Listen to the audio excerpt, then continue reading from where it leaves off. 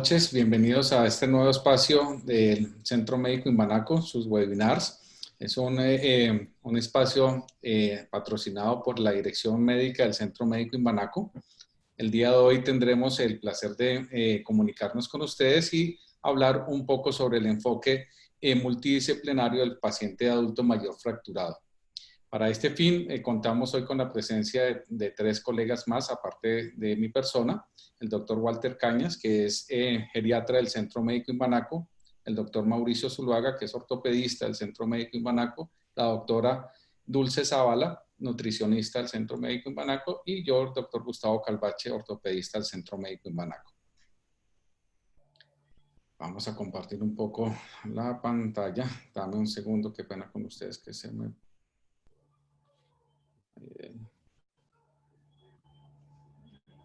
Perfecto.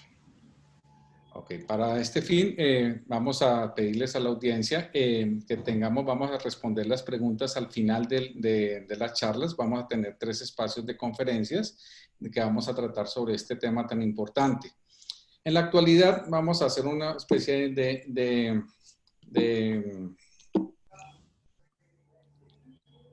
introducción sobre el manejo de los pacientes con fracturas por fragilidad, sobre todo en aquellos pacientes adultos mayores.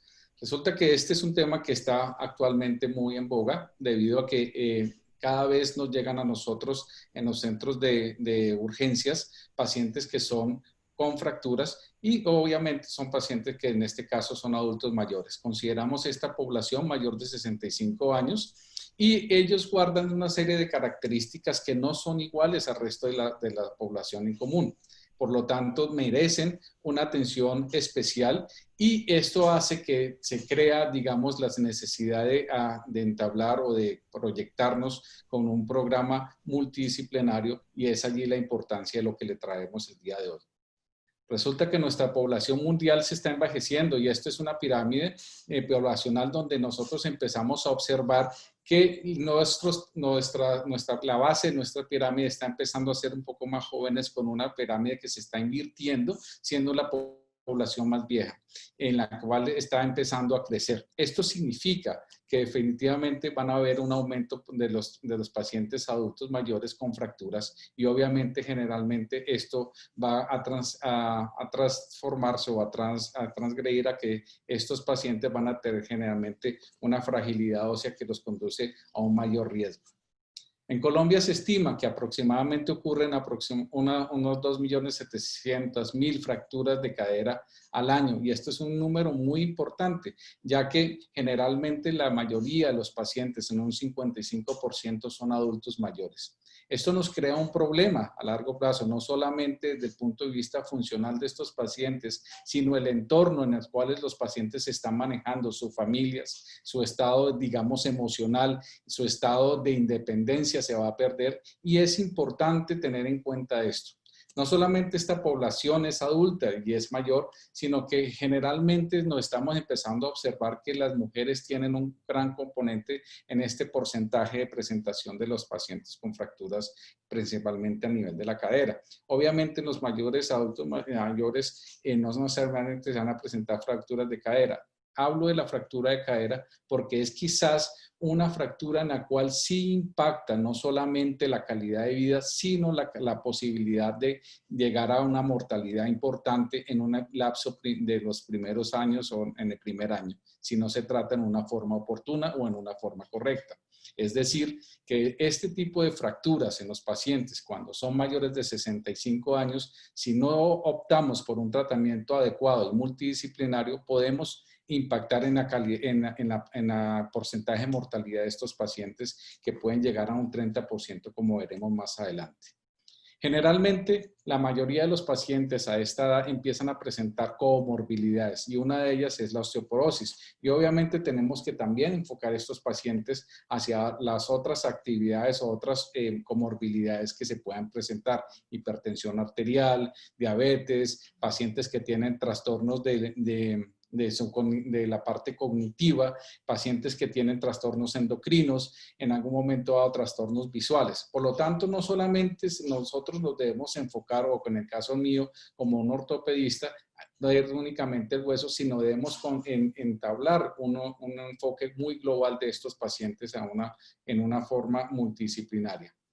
Y recordemos que generalmente estos pacientes de alguna forma son independientes en su vida cotidiana. La gran mayoría de los pacientes que nos llega al servicio de urgencias se caen de su propia altura realizando una u otra actividad.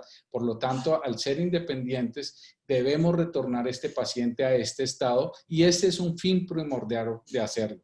Cuando nosotros optamos por tener, digamos, entidades donde trabajamos y tenemos grupos multidisciplinarios, hacemos que esta sea una necesidad importante para tener, digamos, ese objetivo claro. Recordemos que el adulto mayor no es un adulto con mayores patologías. Eso debe ser importante. El adulto mayor tiene unas características que lo difieren del otro grupo etario. Generalmente tienen una fisiología, una parte funcional. Muchos de nuestros adultos mayores no son aquellas pacientes que tenemos con un concepto de tenerlos quietos. Algunos pacientes incluso son deportistas que se pueden considerar de alto rendimiento. Son personas que son mucho más libres en la actualidad, hacen deporte, salen, están más libres y por lo tanto, pues obviamente es un adulto que en el cual no tiene las mismas características, pero se comportan en algunos casos no digamos, tan quietos como la gran mayoría de cuando nosotros veíamos a nuestros abuelos y pensábamos que podríamos llegar a un estado en el cual era la parte funcional era muy deteriorada. Tampoco debemos tener en cuenta en este grupo etario que la edad sea un indicador de riesgo o pronóstico. Esto es falso, porque ya estamos empezando a ver a adultos mayores con una calidad de vida interesante. Por lo tanto, la edad no debe ser un indicador de riesgo o pronóstico para estos pacientes. Tal vez las comorbilidades, y cuando estas comorbilidades en algún momento dado no están compensadas, sí empiezan a pasar, digamos, una factura de cobro en estos pacientes y es algo que debe ser interesante, digamos, tratar.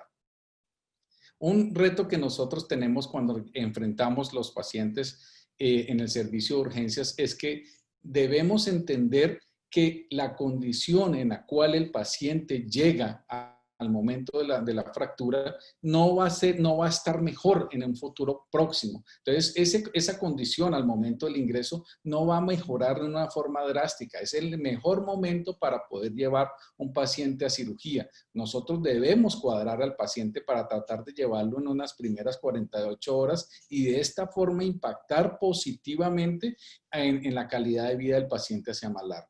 Y esto nos hace entender, porque no muchos de nuestros colegas no entienden que existe una medicina prequirúrgica aguda que se debe implantar en cada uno de ellos. Por lo tanto, nosotros no debemos estar preocupados por pedir una gran cantidad de exámenes que muchas veces lo único que hace es alargar el tiempo y postergar la parte quirúrgica que debe ser lo más pronto posible.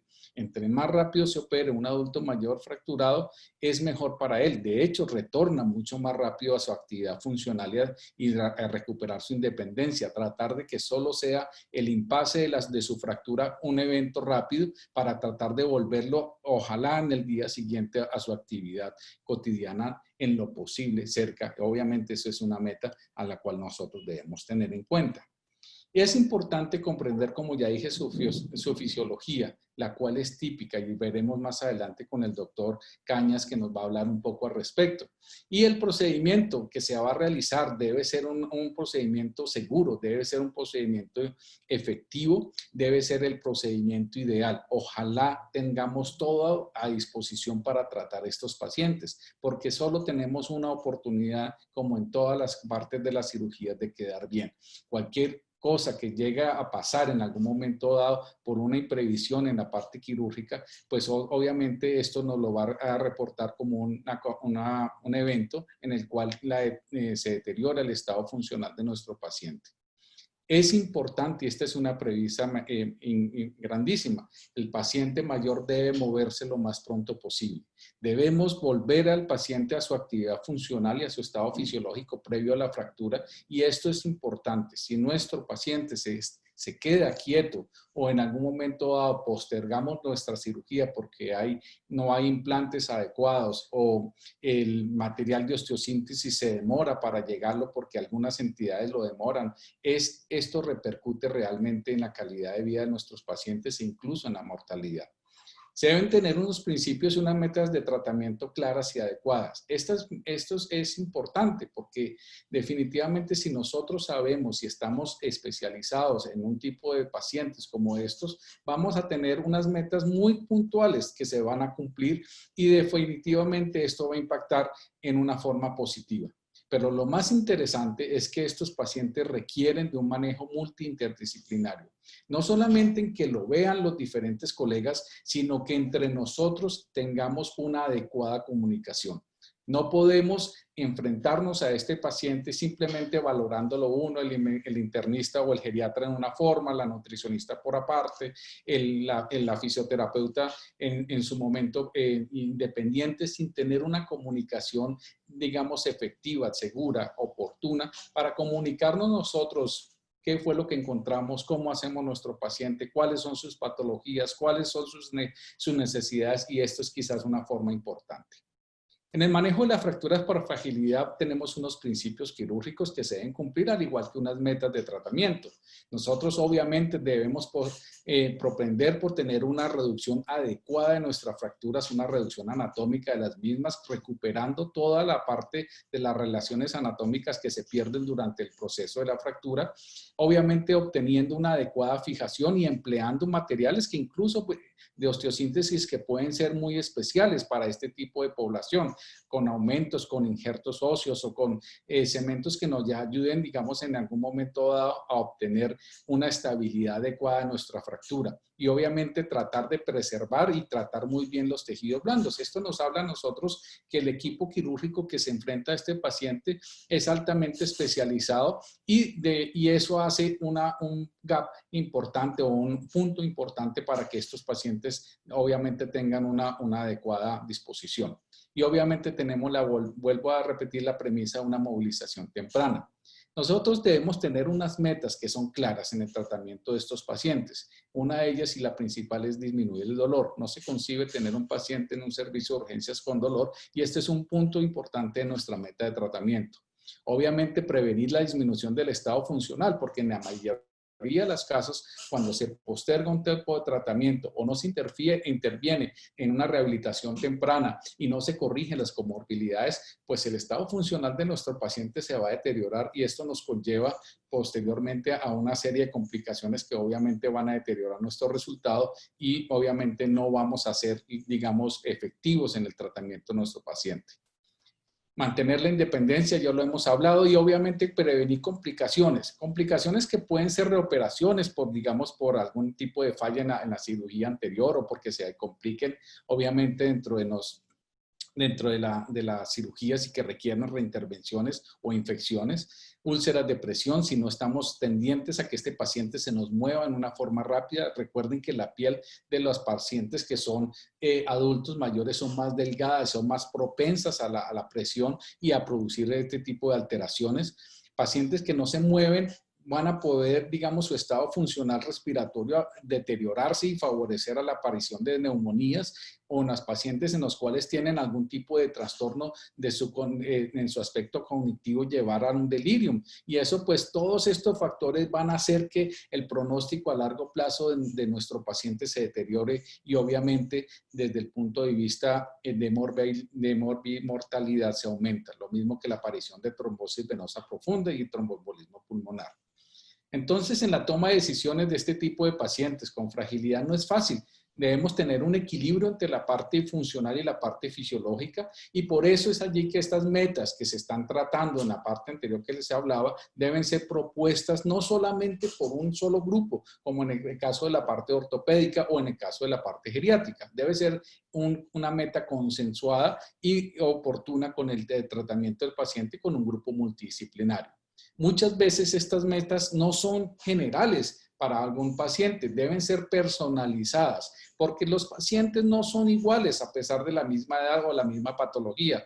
Algunos pacientes son un poco más activos, otros más menos activos. Entonces, independientemente de eso, deben ser de acuerdo a cada paciente. Y obviamente, como ya estoy hablando claro, es importante tener una comunicación no solamente entre el grupo, sino incluso con el núcleo familiar del paciente y con el paciente mismo, que entienda el paciente si es capaz de entender, porque hay pacientes que tienen su estado cognitivo un poco deteriorado de acuerdo a sus patologías previas, pero de todas maneras muchos de nuestros pacientes entienden en cuál momento están, y hacerlos partícipes no solamente a ellos, sino al núcleo familiar, hace que esta evolución de estos pacientes realmente tengan una mejoría drástica y una forma importante. Por lo tanto, estas metas deben ser específicas, deben ser claras y deben ser loables, es decir, se deben realizar. No podemos pensar que una persona que está un poco, digamos, antes de su fractura, sin tanta actividad, llega a correr una maratón después de la actividad, digamos, que nosotros estamos haciendo. Eso es algo claro. Y estas metas deben ser medibles. Si las metas no son medibles a largo plazo, en el tiempo, no podemos ver o verificar que nuestro actuar en algún momento dado sea, digamos, corregido y sea mejorado para tener esa parte clara. Y al ser medible, debe ser verificable también en el tiempo. Entonces, todas estas características de nuestra meta de tratamiento hacen que nosotros tengamos un adecuado manejo inicial que desde el punto de vista del paciente cuando nos llega a nuestro servicio de urgencia, que debe ser una forma integral. ¿Para cuál objetivo? Claro, primero obviamente tener un paciente vivo, porque si no, obviamente no lo podríamos operar ni lo podríamos rehabilitar. Tener, digamos, en cuenta todos los retos quirúrgicos que se nos presentan de acuerdo al tipo de fractura que estamos, teniendo todas las partes, los materiales de osteosíntesis adecuados, las salas, si se requiere algún otro tipo de intervención por parte multidisciplinaria, obviamente llevarlo a cirugía lo más pronto posible para estabilizar la fractura. Y allí se nos vienen otros retos, los retos postquirúrgicos, que es, en fin, el devolver nuestro paciente a una movilidad independiente o por lo menos la misma movilidad o independencia que tenía el paciente antes de su fractura actual. Por lo tanto, la rehabilitación no solamente es solo una sola parte que quien la va a ver, sino debe ser multidisciplinaria y con varias personas que estén actuando. Lo mismo que en manejo médico postquirúrgico, en el cual debemos empezar a mejorar todas aquellas comorbilidades que en algún momento dado estaban prequirúrgicamente descompensadas y que en su estado postquirúrgico deben tener un adecuado seguimiento, no solamente desde el punto de vista de la fractura, sino todo en general, un complejo totalmente grande que tiene encaminado ciertas metas grandes al final digamos, de la parte que se lleve el paciente con nosotros. Obviamente la prevención de las nuevas fracturas es quizás el elemento número uno o la meta final, no solamente porque ya está este paciente, se operó y existe un gran porcentaje de pacientes que una vez se fracturan con osteoporosis tienen una fractura de nuevo, y eso es lo que hay que evitar, no solamente impactar el estado funcional y el estado de salud del paciente, sino impactar incluso con el grupo multidisciplinario, la casa y su ambiente, digamos, familiar y su ambiente donde vive el paciente para de esta forma mejorarlo. Es por eso nosotros empezamos a tener un programa que se denomina ortogeriatría, es decir, empezamos a tener algo mucho más especial, un grupo multidisciplinario encaminado hacia este tipo de pacientes. ¿Y cuáles son las ventajas? Obviamente, la primera es que mejora la atención del adulto mayor fracturado en esa parte aguda y hasta la reinserción de la sociedad, y esto es importante. Si nosotros tenemos un grupo encaminado por esto, con fines y metas claras, logramos que este paciente tenga lo mejor. Y obviamente optimizamos el manejo quirúrgico, porque vamos a empezar a estar hablando en un consenso donde definitivamente la experiencia es parte fundamental. Le mejoramos la comunicación, que quizás es una parte importante, la comunicación con el paciente y la familia es algo vital, es importantísimo tenerlo tanto igual como el hablar con el colega. Mejora la comunicación entre los equipos de tratamiento, y esto es importante porque muchas veces nosotros estamos con colegas alrededor, con grandes colegas y con gran experiencia, pero no nos hablamos entre nosotros. Entonces, el no comprender y el no saber puede llegar a deteriorar incluso indirectamente el estado o repercutir en el estado funcional de nuestro paciente.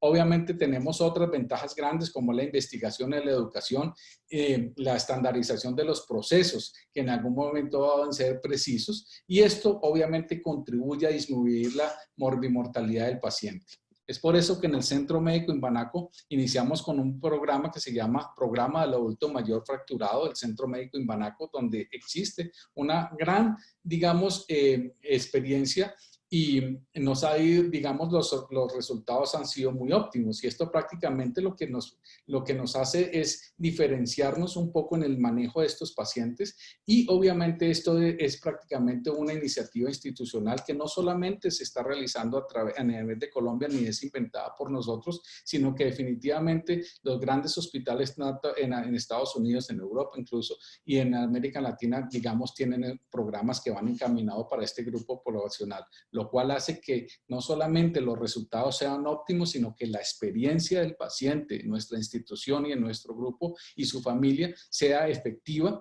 y que nuestro actuar sea costo efectiva en una forma adecuada para las entidades que también nos ayudan o que están colaborando con el pago de las entidades.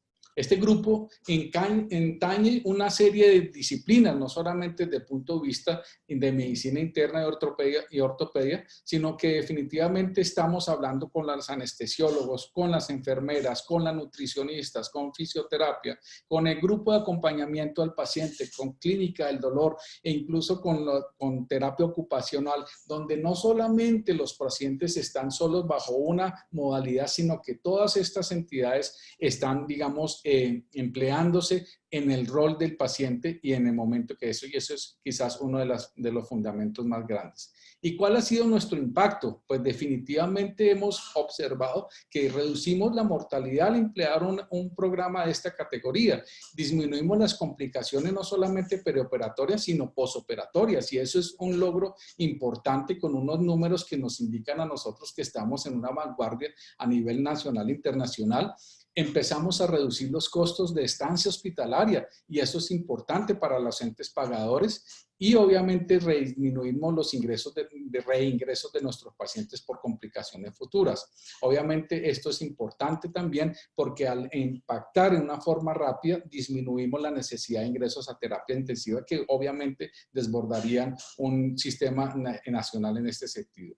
Por lo tanto, este tipo de tratamiento enfocado en una forma multidisciplinaria tiene un objetivo principal, es volver a que el paciente retorne a un estado funcional de prefractura en una forma rápida, y sobre todo evitar nuevas fracturas y complicaciones de nuestros pacientes.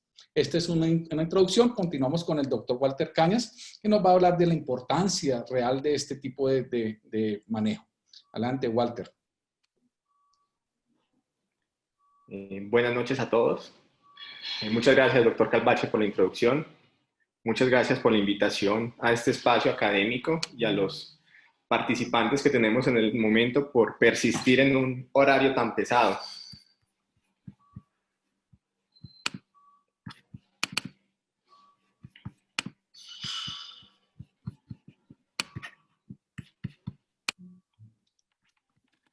Bueno, mi nombre es Walter Cañas, yo soy médico internista, geriatra del Centro Médico Imbanaco, y hago parte del programa de adulto mayor fracturado del Centro Médico Imbanaco.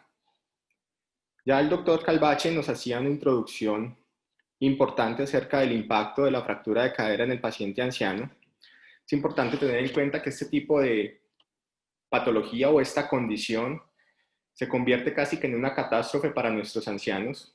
El impacto, y desafortunadamente el impacto negativo y deleterio que tiene sobre ellos es grandísimo. De hecho, un porcentaje alto, como lo vamos a ver, no retorna a su estado funcional previo y se convierte como en el mejor predictor de aparición de complicaciones, incluso de mortalidad.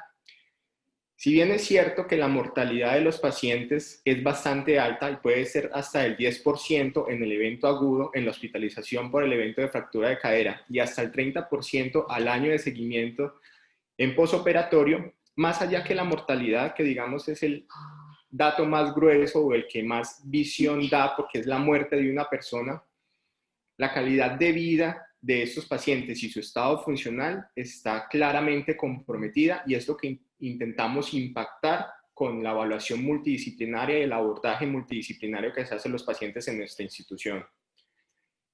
Claramente está que es uno de los problemas de salud. De hecho, puede ser considerado como un gran síndrome geriátrico, teniendo en cuenta las repercusiones funcionales, no solo a nivel físico, sino también a nivel cognitivo, a nivel emocional, que genera en los pacientes. Indiscutiblemente se convierte en una parte predictora de comorbilidad, de fragilidad, de discapacidad e inmovilidad en nuestros pacientes. Por cuestiones fisiopatológicas que ya todos sabemos en cuanto a la etiología de la osteoporosis, pues es más frecuente en mujeres encontrar las fracturas de cadera. Sin embargo, los hombres también dan cuenta de un porcentaje importante de pacientes en nuestro medio. El 80% de las mujeres fracturadas y el 50% de los hombres son mayores de 70 años. Eso tiene una implicación importante teniendo en cuenta las particularidades del paciente geriátrico. En cuanto, más allá que la edad, como bien lo exponía el doctor Calvache, es importante tener en cuenta en ellos el acumulado epidemiológico, la presencia de comorbilidades, si las comorbilidades están estables o inestables, porque eso es importante dentro del abordaje inicial y dentro de la medicina prequirúrgica, y también establecen un pronóstico en cuanto a los resultados posoperatorios. Importante tener en cuenta que solo el 50% de los sobrevivientes van a retornar a un nivel de funcionalidad previa a la fractura, y eso está en clara relación con su estado funcional antes de la fractura. Hasta el 25%, es decir, 1 de cada 4 pacientes fracturados van a resultar institucionalizados. Esto da cuenta de la alta carga de alteraciones funcionales que se pueden generar y los problemas y los inconvenientes familiares en el manejo de este tipo de pacientes que van a quedar dependientes de sus actividades básicas, es decir, necesidad de una asistencia de alimentación, necesidad de asistencia en baño, necesidad de asistencia en vestido, en la misma caminata, que puede cargar más de complicaciones a los familiares. E indiscutiblemente, por todo el impacto que tiene la posibilidad de complicaciones, utilización de servicios de salud, bien sea de servicios de urgencia, de hospitalización, de unidad de cuidados intensivos, pues da cuenta de un costo socioeconómico bastante importante, que en un sistema como el nosotros, que es tan limitado, que es tan precario, pues podemos tener un impacto importante en ellos. Es ahí donde nace la idea de los programas de ortogeriatría. Eso es un concepto relativamente nuevo que se viene hablando más o menos en la década de 1940, 1950 en Reino Unido, en donde se hace un enfoque más allá de la fractura de cadera, más allá de la edad del paciente, y es básicamente la valoración en varias esferas que indiscutiblemente impactan en el pronóstico de los pacientes y que como objetivos tiene disminuir el riesgo de complicaciones perioperatorias, pero principalmente prevenir el deterioro funcional y la mortalidad, y como bien decía el doctor Carbache, devolver al paciente al estado de funcionalidad prefractura.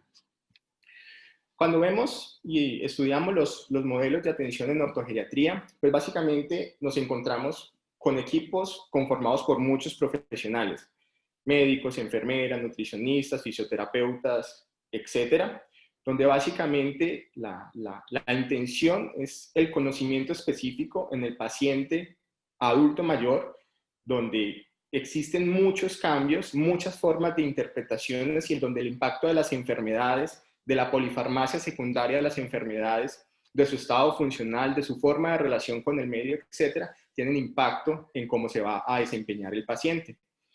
El pilar es llevar al paciente a cirugía precoz, es decir, una intervención quirúrgica menor a las 48 horas después de presentado el trauma. El control del dolor como base para prevenir complicaciones, para favorecer movilidad e incluso impacta rehabilitación del paciente. Evitar la aparición, o si existe, la descompensación de grandes síndromes geriátricos que también en correlación con la fractura de cadera pueden generar discapacidad en el paciente. Y lo más importante es ir más allá de la fractura, más allá de la cirugía o de las complicaciones agudas, es seguir brindándole la atención a este paciente, como lo decíamos, la necesidad de prevenir fracturas futuras y mayor deterioro es importante dentro de la concepción de un programa de ortogeriatría. Entonces, la gestión clínica y quirúrgica temprana básicamente lo que nos va a hacer es impactar la mortalidad, pero más que la mortalidad, la morbilidad de los pacientes que sufren una fractura de cadera. Acá básicamente les traigo este estudio para mostrarles cómo la valoración geriátrica multidimensional, el que diga geriátrica no quiere decir que solo lo va a hacer el geriatra, como les dije, hay muchos especialidades y muchas profesionales en este grupo, nos muestran un impacto claro en los pacientes. En el primer cuadrito básicamente vemos el momento agudo de la fractura, la hospitalización, en donde la valoración geriátrica multidimensional ya nos está impactando en baterías cortas de funcionalidad en comparación de los pacientes que reciben una atención tradicional por su ortopedista o por un grupo que no está enfocado en todas estas cosas que hemos venido diciendo. Cuando vemos y comparamos los resultados al mes, ya hay alguna tendencia en mostrar mejoría en los pacientes que reciben la valoración geriátrica multidimensional. Específicamente acá se torna importante esto, que es la autoeficacia que tiene el paciente en la movilización o el miedo a caer, que en las fases tempranas de la rehabilitación es importantísimo para lograr un buen resultado de esta rehabilitación. A los 4 meses ya se distancia un poquitico más, ya se piensan a ver unas mejorías importantes, lo mismo que veíamos al principio en baterías cortas de funcionalidad, pero ya algunas otras esferas del comportamiento, por ejemplo, como la valoración cognitiva cuando utilizamos la comparación con el Mini Mental Test, índice de Bartle, también hay una diferencia estadísticamente significativa a favor de la valoración geriátrica multidimensional. Persiste el miedo a caer como impacto positivo en los pacientes que son intervenidos por grupo multidisciplinario, y algo que es súper importante en nuestros pacientes, la percepción en calidad de vida, en donde el abordaje, y acá es muy importante la parte de psiquiatría, psicología, trabajo social, etcétera, inclusive toda la parte de fisioterapia, aumenta la percepción en calidad de vida y la autosuficiencia de estos pacientes con su medio. A los 12 meses, cuando comparamos con los 4 meses posteriores a la fractura, básicamente los mismos indicadores persisten, siendo a favor la rehabilitación del paciente que fue abordado bajo valoración geriátrica multidimensional. El riesgo de refractura, como bien lo decía el doctor Calvache, es importante tener en cuenta que la caída es el principal, digamos, mecanismo por el cual los pacientes se llegan a fracturar. Estas caídas, la mayoría son desde base de sustentación, quiere decir que la mayoría son traumas de baja energía. Eso ya nos da cuenta de que hay algo en el hueso que está pasando, que como les dice, la fractura va más allá del acto quirúrgico, más allá de la hospitalización, y es buscar las causas de por qué se está fracturando. Cuando vemos la literatura, un 6% de los pacientes puede refracturarse en el episodio agudo de la fractura y hasta un 5% en un periodo posterior de seguimiento a 4 años. Todo lo que implica el ingreso, la posibilidad de complicaciones, etcétera, pero el hecho de que se fracture una segunda vez disminuye el tiempo de sobrevida, es decir, va a aumentar la mortalidad en este tipo de pacientes y va a generar mayor impacto funcional y disminución en la calidad de vida. En hasta el 20% ocurren en el primer año después del primer evento y es más frecuente en hombres en comparación con mujeres. Pero entonces, ¿cuáles son los factores de buen pronóstico que tiene el proceso de rehabilitación y por los cuales nosotros debemos intervenir al paciente y por los cuales nosotros debemos velar que se cumplan? Hay unas cosas que son modificables, otras que no son modificables. La carga de enfermedad es importante tenerla en cuenta. Indiscutiblemente, un adulto mayor que no tenga ninguna condición que limite su movilidad, bien sea neurológica, osteomuscular, tiene un potencial de rehabilitación en cuanto a la fractura de cadera mayor que quien siempre padece alguna de estas condiciones. La movilidad es un predictor independiente indiscutiblemente de un resultado adecuado en los pacientes con fractura de cadera. El tipo de fractura también es importante tener en cuenta y también nos da algún valor pronóstico en cuanto a la rehabilitación. Una adecuada condición mental, por eso una de las intervenciones importantísimas es el cribado de deterioro cognitivo y de depresión, y si sale positivo, la intervención adecuada con lo que sea necesario en el momento de la intervención y las valoraciones por los especialistas adecuados. Y indiscutiblemente el vivir acompañado es un factor protector que va a aumentar el éxito de la rehabilitación en los pacientes con fractura de cadera. Acá simplemente para comentarles la importancia que tiene el nivel funcional previo del paciente. Este es un estudio que nos muestra cómo los pacientes se comportan antes y después de la fractura de cadera. Básicamente vemos antes del trauma. Estas eran las curvas de discapacidad que presentaban pacientes sin discapacidad y desde discapacidad leve a discapacidad severa. Posterior a la intervención quirúrgica y al manejo multidisciplinario, la posibilidad de recuperación entre recuperación rápida, gradual, poca recuperación y sin recuperación. ¿Qué se vio básicamente?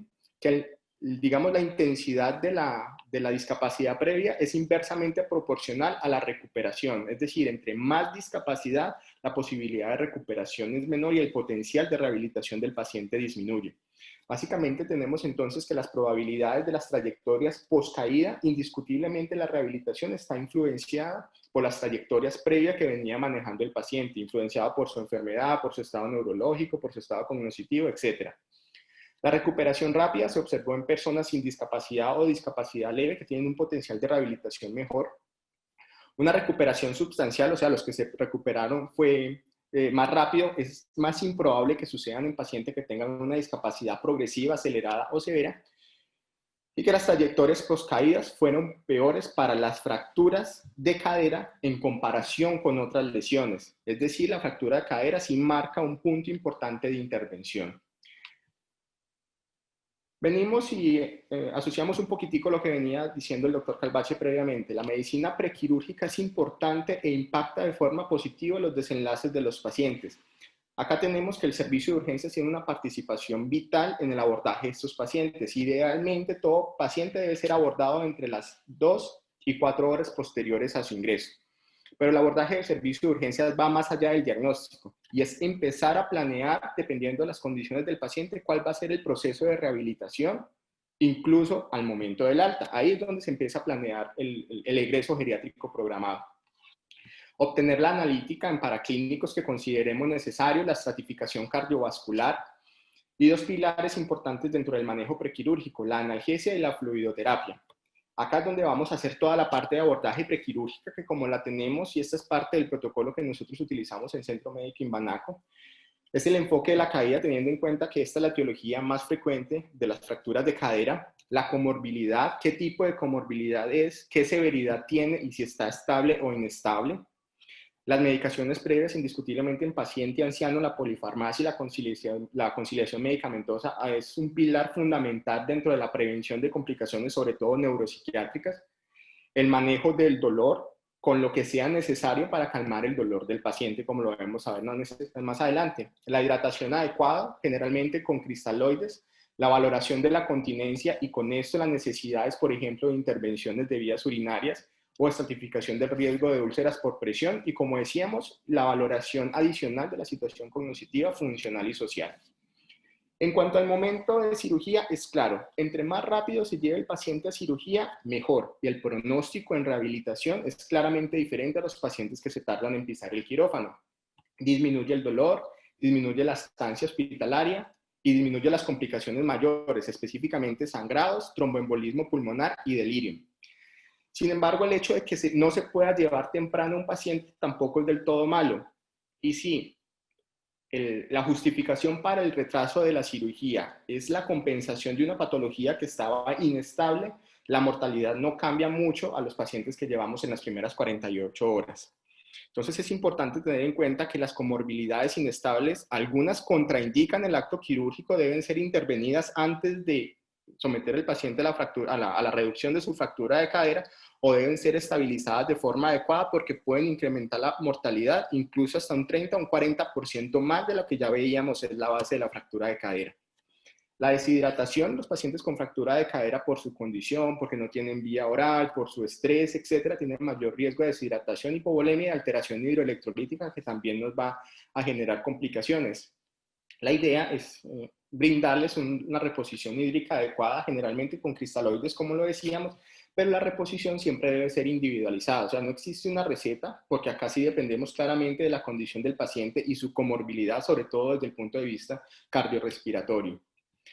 La sonda vesical indiscutiblemente no tiene gran cabida en el manejo de estos pacientes, tiene unas indicaciones claras que es lo que tenemos que empezar a entrar a mirar. Si el paciente tiene la indicación por su comorbilidad o por lo que sea de un control de diuresis estricto, pues indiscutiblemente será tributario a la sonda vesical. El paciente que va a ser sometido a traslados largos porque por alguna razón no se pueda operar en la institución, o la incontinencia urinaria en pacientes que tengan digamos, un riesgo aumentado de úlceras por presión. Cuando comparamos cateterismo vesical intermitente, indiscutiblemente esta es la mejor estrategia para prevenir complicaciones en cuanto a retención urinaria en comparación con sonda vesical. Otro punto importante y sensible desde el abordaje de urgencias es la profilaxis de enfermedad tromboembólica venosa. Sin profilaxis, la incidencia de tromboembolismo, de trombosis venosa profunda puede ser tan alta como hasta del 50% y de embolia pulmonar hasta el 7.5%. Hay algunas estrategias no farmacológicas que también se empiezan a utilizar desde el servicio de urgencias, dentro de ellos la movilización precoz.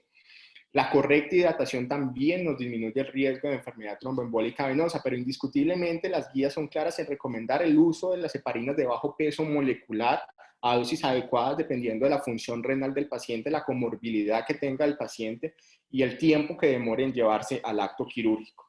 Siempre recordar este tipo de intervenciones para disminuir las complicaciones que pueden ser fatales a corto plazo. Las úlceras por presión es otra de las cosas importantes. Recordemos que este es un marcador importante de atención médica, es un indicador de la calidad de atención. La prevalencia al ingreso puede ser tan alta como el 10%, pero aumenta por todo lo que significa la fractura de cadera en cuanto a inmovilidad, en cuanto a factores de riesgo, en cuanto a deshidratación, en cuanto a alteraciones en la piel, etcétera, como de 22% al alta.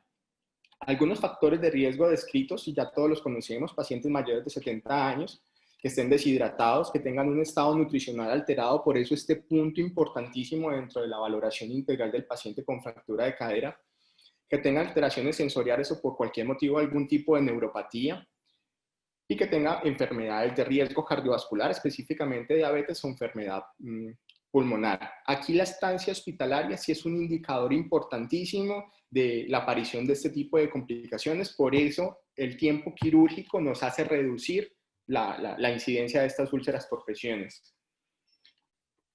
Otro que empezamos a intervenir desde urgencias antes de que aparezca es lo ideal por el gran impacto que tienen en función cognitiva y en curvas de rendimiento cognitivo a largo plazo, es el delirium. Digamos que es una de las complicaciones que pueden ser más frecuentes por el trauma que se genera por la fractura de cadera. En la mayoría de pacientes hay una susceptibilidad neurológica.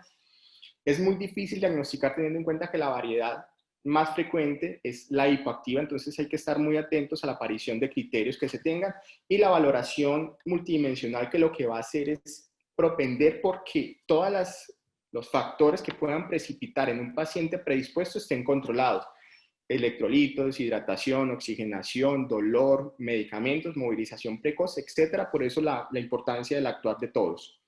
El manejo del dolor, como ya lo veíamos, que se considera una analgesia suficiente, es básicamente permitir realizar los cambios posturales y que el paciente produzca dolor. Eso nos disminuye la posibilidad de complicaciones a mediano plazo, sobre todo el delirium, aumenta la posibilidad de éxito en la rehabilitación que se le ofrezca al paciente. Idealmente se debe ofrecer la vía oral, obviamente en la medida de las posibilidades del paciente.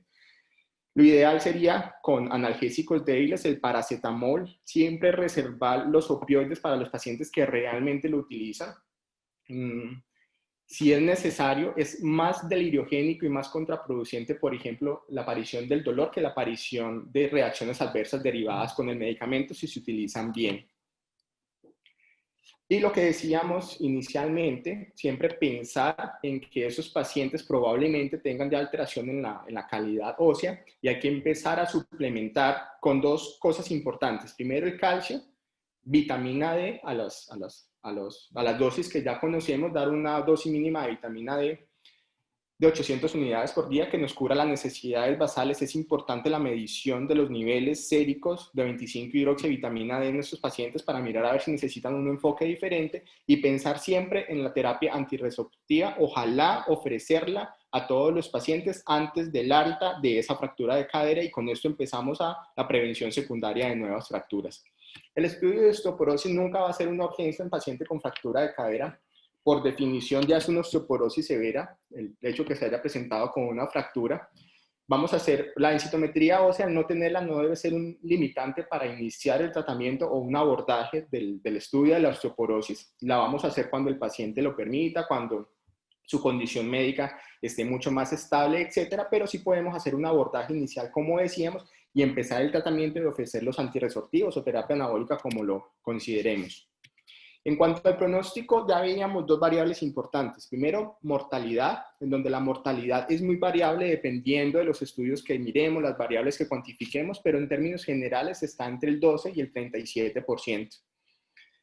La mortalidad observada a un año es del 37, o sea, muchos de los pacientes, a pesar de que se haga un abordaje adecuado, están en riesgo de muerte. Por eso la necesidad de un seguimiento adecuado para evitar ese tipo de desenlaces, en donde la mayoría están relacionadas con complicaciones médicas, tromboembolismo pulmonar, eventos cerebrovasculares, fallas cardíacas, neumonías o complicaciones infecciosas a nivel pulmonar, incluidas acá también importantes de las del sitio operatorio, o la presencia de malignidad y que sean también causa de una fractura patológica. Algunos predictores de mortalidad, no tanto la edad, no tanto el sexo, que se comportan como variables en análisis multivariados que no tienen nada que ver con. Más allá de eso es la severidad de la fractura del paciente, las posibles complicaciones, el ingreso o la necesidad de ingreso a unidad de cuidado intensivo, la comorbilidad y el estado funcional. Eso básicamente es lo que va a marcar el pronóstico a largo plazo del paciente. Y en cuanto a funcionalidad, como lo veíamos anteriormente, solamente entre el 50 y 65% regresan a su nivel previo de deambulación, o sea que hasta un 35-50% pueden quedar con alguna alteración en cuanto a la movilidad y hasta el 20% pueden tener síndromes de inmovilidad derivados de su condición de fractura. Importante tener acá, el objetivo claro es caminar independiente en el momento de egreso hospitalario. La movilización precoz nos va a generar o nos va a disminuir de forma importante la posibilidad de complicaciones. En conclusión, entonces, ¿qué tenemos? El pronóstico depende claramente del plan de rehabilitación temprana. Recuerden que el plan de rehabilitación no se hace posoperatorio, se hace desde que el paciente ingresa al servicio de urgencias. La presencia de complicaciones agudas indiscutiblemente retardan el inicio de la rehabilitación y se asocian a un mal pronóstico. Deterioro cognitivo, edad, desnutrición, carga de morbilidad son factores determinantes en el pronóstico tanto del evento agudo como a largo plazo. Por eso la valoración geriátrica lo que hace es impactar todas esas variables para que el paciente se lleve de forma óptima al procedimiento quirúrgico. Y el éxito de la rehabilitación depende de un plan de egreso geriátrico programado. En este tópico, indiscutiblemente, las unidades de ortogeriatría tienen una participación importantísima. Muchas gracias a todos por su atención. Ahorita le doy paso a la doctora Dulce Zavala para que nos hable un poquitico de la importancia del abordaje nutricional en este tipo de pacientes. Hola, buenas noches. Muchísimas gracias por la invitación. Mi nombre es Dulce Zavala, nutricionista del Centro Médico Imbanaco. Hago parte del grupo de ortogeriatría y esta noche les vengo a hablar sobre el impacto del estado nutricional en el adulto mayor fracturado. Entonces, como sabemos, las fracturas son complicaciones frecuentes y graves en los ancianos y hay múltiples factores por los cuales se puede dar una fractura de cadera. Entre los más frecuentes tenemos el estado de nutrición. Entonces, hay una prevalencia de malnutrición que esta varía porque hay múltiples herramientas para su detección, pero hay poca estandarización de las mismas. También la prevalencia de malnutrición aumenta a medida que aumenta el nivel de atención médica. Muchos estudios multicéntricos han evaluado la prevalencia de desnutrición en el ámbito hospitalario, encontrando que el 23 al 60% de los pacientes ancianos se encuentran desnutridos. Un 22 a un 28% se encuentran en riesgo nutricional y en la prevalencia de desnutrición en la comunidad hay un 5 a un 30%. Entonces, existen muchísimas causas por las cuales se puede desnutrir un anciano. Entre ellas tenemos los cambios fisiológicos, tenemos la deficiencia sensorial, que es muy común. Hay una disminución del olfato, hay una disminución del gusto, que esto conlleva a una reducción del apetito. La mala higiene oral conlleva dificultad para masticar. El efecto de las enfermedades nos generan inflamación crónica. El efecto de la polifarmacia nos va generando inapetencia, nos va generando saciedad temprana en el adulto mayor, y en los ancianos también se dan cambios psicosociales y ambientales, y los más frecuentes son soledad, aislamiento y la depresión. Finalmente, el deterioro cognitivo también lleva a un riesgo de pérdida de peso y a una desnutrición. Es por eso que la presencia de estos factores debe generar un estado de alerta tanto al profesional como al familiar para solicitar una valoración e intervención por un nutricionista. Bueno, está documentado que los pacientes ancianos son conocidos por ser especialmente vulnerables a las consecuencias relacionadas con la desnutrición. Entre ellas tenemos una estancia hospitalaria prolongada, hay un mayor riesgo de caídas, la necesidad de atención a un mayor nivel de complejidad aumenta, hay una disminución o pérdida de la función física, hay mala calidad de vida, hay mayor riesgo de muerte y las úlceras por presión están presentes cuando el paciente hospitalizado se encuentra desnutrido más que en un paciente bien nutrido. El riesgo de infecciones del sitio quirúrgico en un paciente desnutrido es 3 veces más alto y eso pues lo debemos considerar. Bueno, este es un estudio que les traigo, es una revisión sistemática de 44 artículos. Acá evalúan a 26.281 pacientes ancianos con una edad media de 83 años y un porcentaje de 73.5% de la población son mujeres. Según esta revisión, la prevalencia de desnutrición es variable desde el 18. Acá no alcanzo a ver.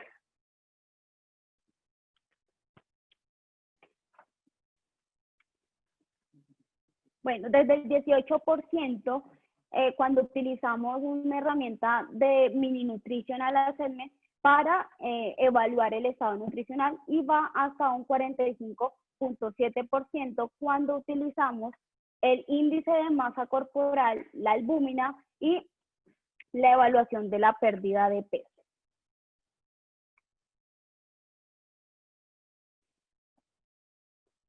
Bueno, entonces cuando utilizamos la definición de desnutrición por una albúmina menor de 3.5 gramos sobre decilitro, la prevalencia de desnutrición es de 45.9. Pero si nos vamos más allá del diagnóstico de desnutrición, la hipoalbuminemia nos hace relación con mayor prevalencia de complicaciones infecciosas, con mayor estancia hospitalaria y con mayor prevalencia de reingreso. Es decir, que este parámetro bioquímico no lo puedo tomar solamente como una alerta de que el paciente me está desnutrido, no, el paciente puede tener otras consecuencias a causa de una hipoalbuminemia. Bueno, acá digamos que lo que pretendo describir es la relación que tiene la desnutrición con otras variables en la fractura de cadera y que esta tiene una incidencia directa en el pronóstico del paciente. Es decir, una desnutrición lleva a una fractura de cadera, como una fractura de cadera puede llevar a un paciente desnutrido. Entonces, es importante la detección de la desnutrición. Se recomienda en todos los sujetos de edad avanzada y debe llevarse a cabo al menos una vez al año en la práctica general, una vez al ingreso hospitalario, una vez al mes en pacientes institucionalizados, es decir, que están en hogares geriátricos, y una vez durante cada estadía en el hospital. Entonces, ¿qué nos dice la literatura sobre la alimentación en el adulto mayor? Y es decir, para yo prevenir ese estado de desnutrición en estos pacientes, yo debo dar una alimentación completa, equilibrada, suficiente y adecuada. ¿Por qué debe ser completa? Porque debe involucrar todos los grupos de alimentos que se encuentran en la lista de composición de alimentos y no evitar o restringir estos alimentos. ¿Por qué? Porque empezamos con restricciones y las restricciones nos llevan a un estado de desnutrición que más adelante lo vamos a ver. Debe ser equilibrada, pero acá el equilibrio en el adulto mayor cambia un poco porque hay ciertos alimentos críticos, hay nutrientes críticos en la vejez, que más adelante los vamos a ver. Debe ser suficiente, es decir, en las consultas normalmente el paciente va acompañado y el familiar nos dice, es que mi abuelito come como pajarito o mi abuelito come como un niño. No, un anciano no debe comer como un niño, un anciano debe comer la porción que consume un adulto. Entonces esos son mitos que nos hemos creado nosotros mismos para ir restringiendo y paulatinamente ir llevando a un estado de desnutrición. Y debe ser adecuada, es decir, que debemos mirar qué alimentos nos sirven para la complicación como tal que tiene o la comorbilidad que tiene mi anciano. Acá les quiero recordar que estos dos conceptos son totalmente diferentes. Saludable no es igual a dieta, y como les venía diciendo, las restricciones nutricionales tienen un impacto negativo en la funcionalidad. ¿Por qué? Porque saludable no es restringir, saludable no es limitar la cantidad de alimentos que ellos se pueden consumir, porque eso nos va a traer consecuencias muy graves. Los nutrientes críticos en la vejez. Entonces, entre ellos tenemos la proteína, tenemos la vitamina D, tenemos el calcio, la vitamina B12, el hierro y el zinc. Esto no significa que los demás nutrientes no sean importantes, no, los son, ¿ya? Y se dan, pero estos nutrientes son los que están muchas veces relacionados con otros alimentos, los cuales le restringimos a este tipo de paciente, cosa que no se debe hacer. Entonces, ¿la proteína para qué nos sirve? Obviamente para aumentar o mantener la masa muscular. Entonces, va a depender mucho el tema de la funcionalidad, de qué tanto come proteína mi paciente. La vitamina D nos ayuda también a mantener la masa ósea y la masa muscular. Esta normalmente creemos que acá en Colombia no hay déficit, pero los estudios nos muestran que un 60% de la población adulto tienen deficiencias de vitamina D. El calcio también nos ayuda a mantener la masa ósea, La vitamina B12 y el hierro son vitaminas y son minerales que se van perdiendo cuando vamos envejeciendo. ¿Por qué? Porque ya el cuerpo no tiene la capacidad de absorción cuando estábamos más jóvenes. El zinc nos va a ayudar mucho con el tema del sistema inmunológico. En los pacientes adulto mayor, el sistema inmunológico está muy comprometido y no podemos restringir estos nutrientes críticos. Bueno, como les decía, hay alimentos fundamentales en el adulto mayor, pero estos son fundamentales ¿por qué? ¿Por qué? Porque ellos contienen esos nutrientes críticos y además de eso, son los nutrientes que más prohibimos en esos pacientes o los que los pacientes más no rechazan. Es decir, los lácteos. De los lácteos siempre decimos, no se los doy porque le causa intolerancia, no se los doy porque le ocasiona muchos gases y más que todo el tema de la intolerancia es lo que nos lleva a limitar el consumo de estos alimentos, pero estos alimentos son la mejor fuente de calcio disponible que tenemos. Las frutas y verduras siempre nos van a aportar mucha fibra, además de eso nos van a aportar vitaminas que las vamos a necesitar en un paciente anciano. Las carnes, como venía diciendo, nos va a ayudar a mantener una masa muscular. El huevo es uno de los alimentos que, digamos, nosotros como nutricionistas nos gusta mucho y le agradecemos tanto porque los pacientes siempre nos tienden a dejar las proteínas y el huevo es un alimento con el cual podemos intervenir y hacer múltiples preparaciones, no solamente en perico, cocido, ¿no? Sino que podemos hacer bebidas con él y tiene un aporte de proteína importante. Además de esto, contiene vitamina D. Las harinas son importantes para ayudar también a mantener una buena energía. El no dar harinas genera también en los pacientes debilidad, ojo con eso, porque siempre queremos asociar el tema de saludable con dieta. Entonces, siempre vemos que los pacientes ancianos están restringidos en la gran mayoría de nutrientes críticos y esto no se debe hacer. Las grasas también son importantes porque estas ayudan a disminuir también el tema del delirio. Entonces, muchas veces decimos, yo no le doy ni siquiera una pizca de aceite de oliva porque eso o no le gusta al paciente o simplemente creo que todas las grasas son malas y no, y existen grasas monoinsaturadas, grasas poliinsaturadas que nos van a hacer o nos van a dar beneficios al organismo. Cuando un paciente, digamos, no nos cubre un aporte calórico ideal, es decir, yo le quiero dar 1500 calorías día, pero el paciente no me los acepta, no me los recibe por medio de la alimentación, yo puedo implementar la suplementación, porque la suplementación también tiene beneficios. No estoy diciendo que vamos a iniciar una suplementación sin antes iniciar y hacer estrategias de alimentación para que los pacientes ingieran todo el tema de los macronutrientes y de los micronutrientes mediante los alimentos.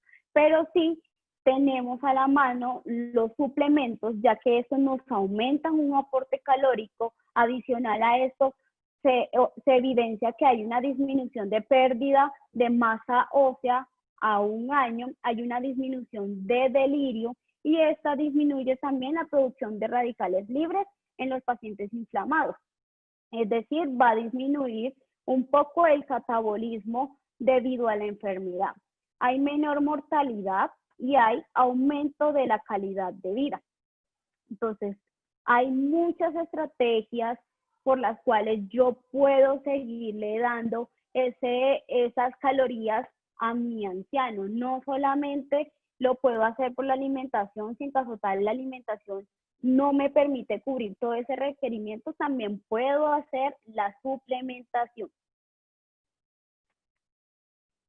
Y como conclusión, tenemos que una baja ingesta de energía conlleva un déficit importante en proteínas y micronutrientes y es el primer paso para el desarrollo de una desnutrición.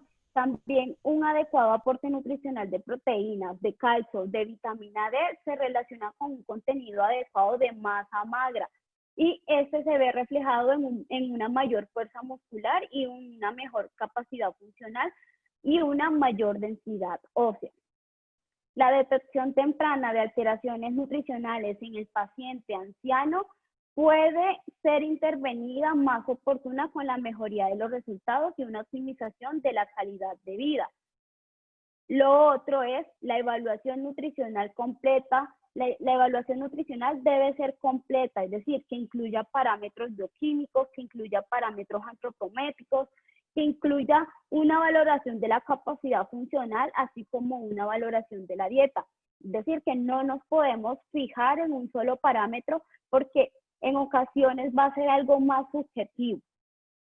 Muchísimas gracias.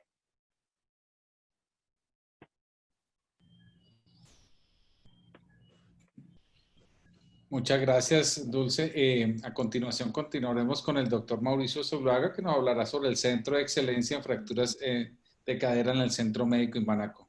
Adelante, Mauricio. Bueno, Gustavo, muchísimas gracias y a Walter por la invitación.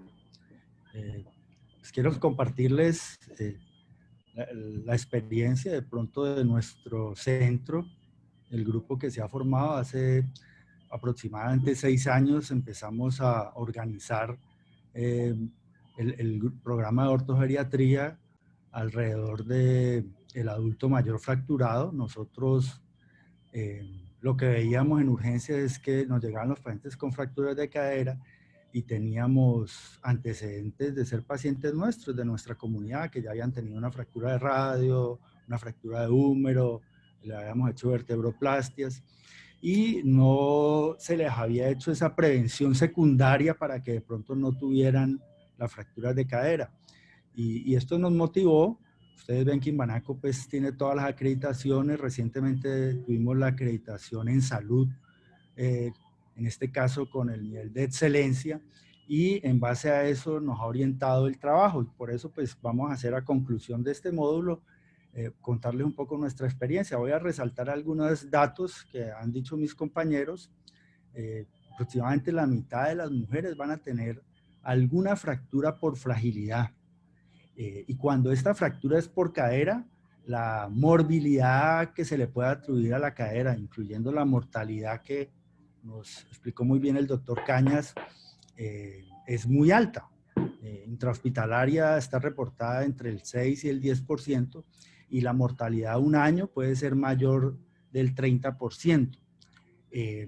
Esto altera pues la calidad de vida, vuelve a estos pacientes dependientes con una alta carga para los cuidadores, o sea, la familia, que saca al paciente pues de su actividad productiva o de disfruto de su pensión, e implica además unos costos muy altos para el sistema de salud. Nuestro objetivo pues, básicamente es recuperar al paciente a su actividad previa, y para esto nos enfocamos en la prevención de las complicaciones. Es muy importante, el programa del adulto mayor fracturado obviamente se enfoca en la prevención, con un componente alto en educación, como veremos ahorita, y específicamente las fracturas de cadera hablan de la calidad de atención en salud, así como la mortalidad infantil mide la atención de salud en las poblaciones. La fractura de cadera es la fractura más frecuente en la población general que tratamos los ortopedistas, y por eso pues se creó este programa orientado principalmente en el comanejo, no el manejo independiente de cada una de las especialidades, sino donde principalmente se le da importancia al manejo integral del paciente, con la participación del geriatra como parte protagónica en el manejo del paciente, y el ortopedista pasa a ser un interconsultante para manejar específicamente la fractura, pero que entran, como nos dijeron los anteriores panelistas, pues todo el grupo médico y de especialistas y de atención en salud, que lo que pretende con el manejo multidisciplinario es disminuir la mortalidad, disminuir las complicaciones peri y posoperatorias, que hace que estos pacientes pues vayan mucho menos a cuidado intensivo, reduciendo las estancias hospitalarias, los costos integrales de la atención, y obviamente pues que estos pacientes no reingresen por complicaciones o por otros eventos. Para esto pues se diseñó un ciclo de atención que básicamente al ingreso nosotros lo que hacemos es clasificar al paciente y sus riesgos. Obviamente el paciente se ingresa al programa, se marca y se planea todo el ciclo de atención desde el ingreso, con geriatría, ortopedia, anestesia, incluso el grupo de psiquiatría cuando estos pacientes tienen algún problema cognitivo. Se planea toda la atención para poder ser llevado idealmente a cirugía antes de las 48 horas, con un manejo posoperatorio que implica una deambulación temprana con carga a tolerancia, y un planeamiento del egreso temprano, donde se estandarizan los procesos de atención, se le hace educación a la familia, y el programa pretende hacer un seguimiento interdisciplinario por 12 meses, donde pues, esto es el esquema de las consultas que nosotros hacemos en todos estos pacientes. Se llenan las escalas de riesgo, se les da educación, se identifican y tratan de minimizar los riesgos incluso en la casa, y nosotros nos medimos nuestro ciclo de atención por oportunidad quirúrgica antes de las 48 horas. Todos los pacientes deben estar en su casa antes del 5º día, disminuyendo pues la mortalidad intrahospitalaria, y estos pacientes todos los seguimos hasta un año. Para eso nosotros medimos 101 variables y reportamos internacionalmente 12 indicadores que pues básicamente son las complicaciones. Les mostraré alguno, como nosotros estamos, la raya en azul es pues, las horas, 48 horas, la raya zapote, y nosotros estamos por debajo desde el inicio que empezamos a hacer los reportes en el 2017. Habíamos empezado el programa 2 años antes.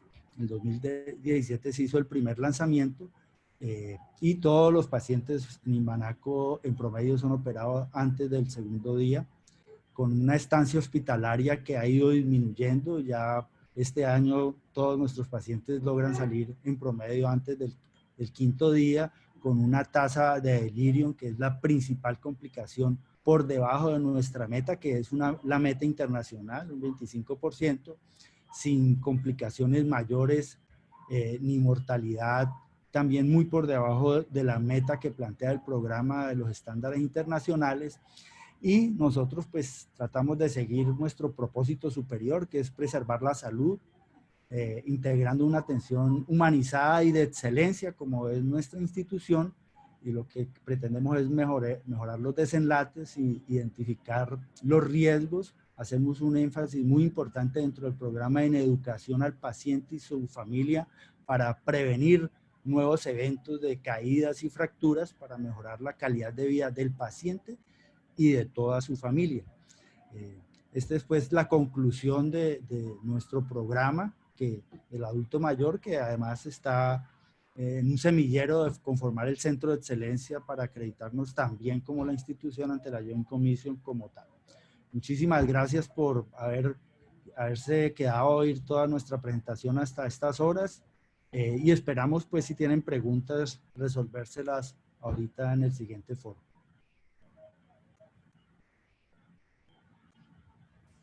Muchas gracias, Mauricio. Muchas gracias a todos los expositores y obviamente a toda la audiencia por estar con nosotros. Ustedes pueden participar también haciendo preguntas que pueden estar allí, digamos, y las vamos a ir respondiendo. Ya hay algunas.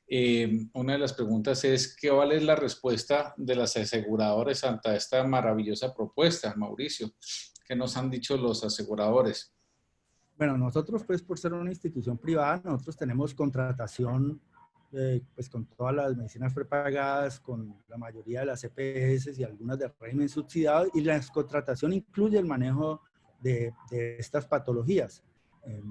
Obviamente nosotros pretendemos, por ejemplo, en el Centro de Excelencia de Cadera, aumentar, volvernos centro de referencia en la ciudad y en la región para fracturas de cadera, que de hecho ya lo somos en los casos complejos, donde hay grandes comorbilidades, pero pues tenemos una contratación activa para eso, y todo el paciente que puede escoger dónde ir puede acudir a nuestro centro para ser atendido sin ninguna restricción de sus aseguradoras. No tenemos direccionamiento de las EPS, sino por remisiones. Eso es cierto, pero todas las medicinas prepagadas pueden acudir a nuestro centro y ser atendidos desde urgencias. Ok, gracias. Celia nos pregunta que quisiera saber cuáles son los exámenes que se deben solicitar en un paciente con fractura de cadera. Walter, ¿cuáles serían los ideales para este tipo de pacientes? Cuando uno aborda un paciente con fractura de cadera, por la naturaleza que veíamos de la edad, la morbilidad, la tendencia es que se le pida de todo. A uno puede función renal, electrolitos, ecocardiograma, radiografía de tórax, tiempos de coagulación. ¿Qué nos dice la evidencia? Entre más exámenes, mayor probabilidad de que el tiempo quirúrgico se retrase. Y a mayor tiempo quirúrgico, la posibilidad de complicaciones y de mortalidad derivada de ese retraso es más alto. La literatura que nos dice 3 exámenes básicos para solicitar en valoración prequirúrgica del paciente anciano, que impactan mortalidad y que impactan calidad de vida. Primero, albúmina. Ya veíamos lo importante de los datos de la albúmina. Segundo, función renal, que nos ayuda a determinar algunos variables adicionales, principalmente medicamentos, calidad de medicamentos y dosis de medicamentos. Y tercero, hemoglobina, ni siquiera un hemograma completo, sino la hemoglobina, siendo la anemia un predictor importante de malos desenlaces en los pacientes adultos mayores fracturados o adultos mayores frágiles. Entonces esos 3, digamos, son los exámenes paraclínicos básicos que uno debiera pedir en todas las valoraciones prequirúrgicas. Ya dependiendo de la comorbilidad que tenga, de la sospecha clínica, de la inestabilidad, etcétera, ya uno va focalizando. Entonces, por ejemplo, tiempos de coagulación no es necesario pedirlo en todos los pacientes, solamente en los que tengan enfermedades que nos alteren los tiempos de coagulación, que tengan impacto sobre la función hepática o que estén recibiendo medicamentos que nos pueden alterar la hemostasia. Ecocardiograma. Existen indicaciones claras que el ecocardiograma no es un examen prequirúrgico. Ahí solamente se debe solicitar en pacientes, por ejemplo, que tengan una disnea de origen no claro, o que tengan una falla cardíaca descompensada, o que no tengan un ecocardiograma en el contexto de comorbilidad cardiovascular en el último año de. La radiografía tampoco es un examen prequirúrgico que tenga que ser solicitado a todos, solamente para los pacientes que tengan alguna morbilidad o algún síntoma respiratorio y que nos vaya a ayudar a tomar decisiones. Con esto lo que les quiero decir es que no existe un pool de exámenes, básicamente se individualiza el caso y con ello vamos haciendo el abordaje paraclínico. Ok, ¿alguno de nuestros colaboradores, Mauricio, quieres aportar algo más? Sí, yo pienso que es importante esa pregunta porque pues tiene mucho detrás. Anteriormente nosotros teníamos muchas discusiones, por ejemplo, con los anestesiólogos que pedían 1000 exámenes, ecocardiogramas, pruebas de esfuerzo, pues que no tenía ningún sentido en un paciente que estaba en cama y nos demorábamos mucho en operar. Entonces es muy importante es que estos pacientes, la fractura de cadera tiene mortalidad y nosotros debemos disminuir esa mortalidad. Y se disminuye si se opera rápidamente al paciente. Entonces no se pueden pedir exámenes que no vayan a realmente influenciar en las decisiones que uno vaya a tomar y demoren la oportunidad quirúrgica de este paciente. Por eso es muy importante el comanejo con el geriatra y el anestesiólogo desde el ingreso para planear poder hacer la cirugía lo más pronto posible y que el paciente al siguiente día ya esté parado fuera de la cama para que no tenga pérdida de masa muscular, no tenga dolor, y pues no haga delirio. Entonces, la respuesta de Walter es muy clara y eso es lo que pretende un programa como este. Y por el contrario, con respecto a lo que preguntaron de las aseguradoras, estos programas no añaden costo a las aseguradoras, disminuyen costos en la atención de salud y mejoran desenlaces, porque lo normal cuando nos demoramos en operar estos pacientes es que las hospitalizaciones se vuelven prolongadas, los pacientes van a tener que ir a cuidados intensivos y va a haber complicaciones que van a generar estas hospitalizaciones y mayores costos. Ok, perfecto. Nos preguntan también, ¿cuál sería el manejo a seguir en un paciente con Alzheimer en la etapa postquirúrgica con deterioro cognitivo avanzado? Walter, ¿nos podrías ayudar inicialmente? Ahí voy a unir como la respuesta a varias preguntas que veo que están haciendo en ese sentido. Digamos, ninguna condición derivada del envejecimiento, ni la edad ni la comorbilidad se convierte en una contraindicación clara de la intervención quirúrgica. Incluso en el contexto paliativo, o sea, porque podemos pensar, yo voy a operar a un paciente es para que camine. Si un paciente ya está inmóvil, con un Bartel menor de 20 porque tiene una demencia avanzada o tiene un proceso neurológico avanzado, ¿para qué lo opero en el momento en que se fracture? De hecho, en el contexto paliativo, la orientación de estos pacientes es importante tenerlo en cuenta y bajo la orientación y la premisa de calidad de vida, estos pacientes se benefician de un abordaje quirúrgico, no como una persona que camina, pero solamente, por ejemplo, el quitar la cabeza del fémur reduce dolor, mejora movilidad, y esto es importante dentro de la calidad de vida del paciente. Entonces, al mejorar movilidad, puede que el paciente no salga caminando, pero sí mejora o disminuye la carga de responsabilidad o la carga de cuidado a los que tienen que estar sometidos, por ejemplo, los familiares, al poder movilizarlo, al poder voltearle para disminuir complicaciones como úlceras, etc. Y en cuanto al dolor, es válido ofrecerlo también en cuanto a calidad de vida. Alzheimer indiscutiblemente es una patología, digamos, que tiene un pronóstico aparte, pero en el contexto de una fractura de cadera y un paciente inmóvil ya lo convierte o ya nos da como criterios de terminalidad de su condición. ¿Por qué es importante definir esa terminalidad del paciente? Para establecer cuál es el pronóstico y más allá del pronóstico médico es dirigir a la familia a cuáles son los objetivos del tratamiento que vamos a terminar probablemente en estos últimos meses. Estamos hablando aproximadamente entre 6 y 12 meses de vida del paciente. Poder, digamos, orientarlo, hacer voluntades anticipadas, organizar todo lo que tengan que organizar con respecto al anciano, pero indiscutiblemente es una opción ofrecerle el tratamiento quirúrgico. Y a eso enlazo otra de las cosas, otra de las preguntas que veo más adelante, es que si el paciente no tiene opción quirúrgica, pues básicamente el cuidado, como lo describíamos, no es solamente la cirugía, por eso la valoración multidisciplinar para poder ofrecer lo que más se pueda a este tipo de pacientes. Ok, perfecto. Muchas gracias. ¿Hay alguna diferencia, Mauricio, entre osteosíntesis y reemplazo de cadera en el manejo de nuestros pacientes? Bueno, claro que hay diferencia. La diferencia es que uno debe operar lo que necesita el paciente. Entonces, no son técnicas quirúrgicas que compiten, sino que se complementan. Si un paciente tiene una fractura de cabeza, cuello femoral, pues hay que hacerle un reemplazo, y si una fractura intertrocantérica o subcantérica, pues hay que hacerle una osteosíntesis. Pero la premisa es hacer el manejo quirúrgico que permita deambular rápidamente al paciente con seguridad, ¿ya? Entonces yo debo hacer la cirugía más segura que me permita que el paciente camine rápidamente, ¿ya? Ok, perfecto. ¿Y el ejercicio influye significativamente en la reducción de la fractura en los adultos mayores? Walter, Mauro. Sí, pues, sigue Walter. Qué pena. Indiscutiblemente hay que tener claro que la mejor prevención de la osteoporosis se inicia en las etapas tempranas de la vida, es decir, desde la infancia hasta tercera, cuarta década de la vida. Ahí es donde se alcanza la masa pico de hueso y de músculo, y es donde empieza la declinación progresiva. Eso no quiere decir que el hacer ejercicio después de los 40 años, o como nos compete ahorita después de los 65 años, no vaya a tener un efecto. Recordemos la premisa de que el hueso es lo que el músculo le permite si las hormonas lo desean. Entonces, eso es un balance bastante importante entre función ósea que nos va a permitir, el mejor estímulo para que el hueso se mantenga sano es la actividad muscular y el efecto que el músculo hace sobre la célula del hueso. El osteocito tiene una participación importante en todos los mecanismos de recambio óseo y que nos van a permitir disminuir la incidencia de osteoporosis.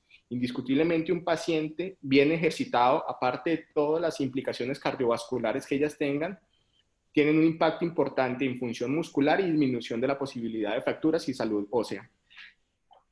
Perfecto. Además de que estos pacientes, obviamente, al hacer ejercicio tienen mucha más habilidad, más respuesta más positiva, digamos, a eventos que se puedan caer, más a obstáculos que hay en su casa o en la parte por fuera. Bueno, no hay más preguntas. De todas maneras, les agradezco a todos ustedes por haber estado con nosotros, a los panelistas. Muchas gracias por el día de hoy. A todos los participantes que estuvieron en nuestra conferencia. Los invito a seguir al Centro Médico Imbanaco en su webinar, en la página del Centro Médico Imbanaco, www.imbanaco.com.go. Ahí se van, digamos, a ustedes al link donde aparecen, digamos, este tipo de actividades. De nuevo, este es un nuevo servicio que está a su disposición en el Centro Médico Imbanaco, donde tenemos la mejor disposición y las mejores tecnologías para tratar este tipo de pacientes. Muchas gracias y bendiciones a todos los que estuvieron con nosotros. Gracias, hasta luego. Okay, vale, gracias. Gracias, feliz noche.